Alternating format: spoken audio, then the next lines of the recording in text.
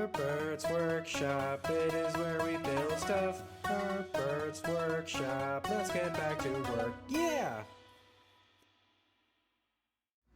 Today we're making a standing vegetable garden.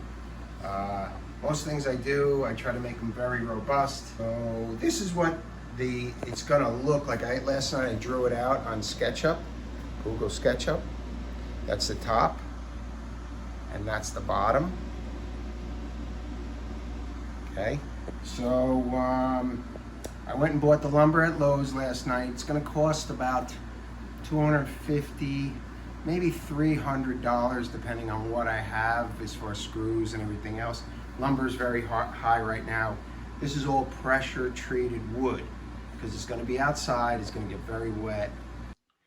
The reason we're doing a standing vegetable garden is because we're in New Jersey, very northern New Jersey, in the woods. So there's a lot of varmints and they get into your garden. So that's why it's a standing vegetable garden. I'm using 8-footers. These are 8x9s. These are going to be for the walls. So I'm just going to cut them in half to get 48 inches.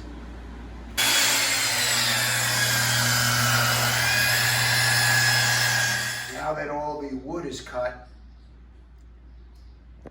we're going to start nailing it together. And once it's all nailed together, then we're going to reinforce it with wood screws.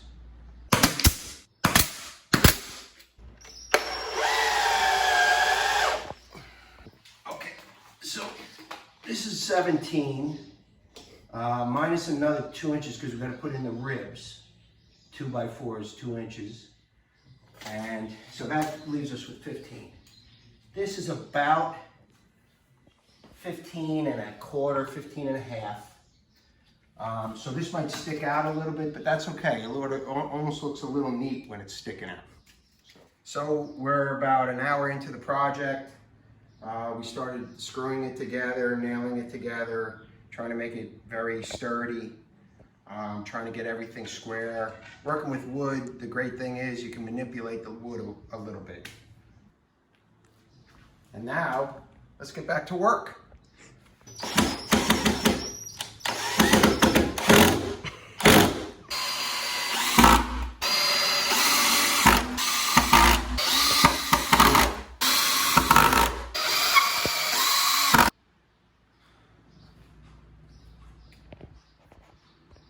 Let's get back to work.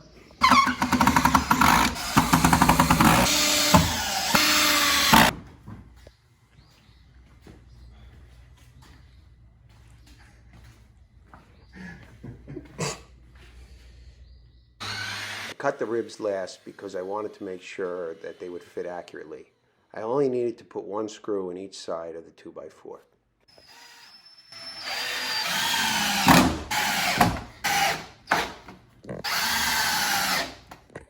One thing I really like about the design is that it fits 4 bins perfectly. The bins are 37.5 by 21.75. I had to go back and drill about 8 holes in the bins, in the bottom of the bins, so the water does not accumulate. We finished the project. My wife is going to fill these with dirt and then put plants in them. I don't know, I guess tomatoes and herbs and stuff. So these are the tools we use. We got 4 clamps. We got the drill. I got 2.5-inch wood screws, 3-inch wood screws, nail gun, drill, and a persuader. I call it a persuader. This took us roughly about 2 hours to make. It's very sturdy. It should last a few years.